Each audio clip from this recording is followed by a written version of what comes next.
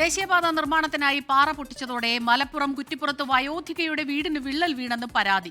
ബംഗ്ലാംകുന്ന് സ്വദേശി ആമിനയുടെ വീടിനാണ് കേടുപാടുണ്ടായത്. സംഭവത്തിൽ നഷ്ടപരിഹാര തുക ആവശ്യപ്പെട്ട് മലപ്പുറം കളക്ടർക്ക് ആമിന പരാതി നൽകി.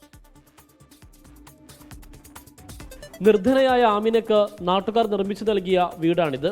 വീടിന് സമീപത്തിലൂടെയാണ് ദേശീയപാത 66 ആറുവരിപ്പാത കടന്നു പോകുന്നത്. ദേശീയപാതയുടെ പ്രധാന റോഡിനും സർവീസ് റോഡിനുമായി പാറ പൊട്ടിച്ചതോടെയാണ് ആമിനയുടെ വീടിന് വിള്ളൽ വന്നത്. തുടർച്ചയായി പാറ പൊട്ടിക്കുന്നതോടെ വിള്ളൽ വലുതാകുന്നുണ്ട്.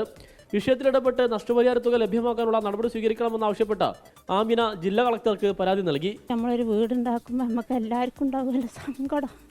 അപ്പം അതിൽ നല്ല സങ്കടം. നമ്മൾ മേല് തട്ടണ മാതിരി തന്നെയാണ് നമുക്ക് നമ്മളെ വീടിന് പറ്റണത്. നമ്മൾ അന്തിക്കും നമ്മൾ പണിയെടുത്ത് അധ്വാനിച്ചുണ്ടാക്കിച്ചൊരു വീടുണ്ടാക്കുമ്പോൾ പൊട്ടിക്ക് കിടരുമ്പോൾ എല്ലാവർക്കും വിഷമമുണ്ടാവും. ഈ വീട് നഷ്ടപ്പെടുത്താൻ കഴിയില്ലെന്നാണ് ആമിന പറയുന്നത്.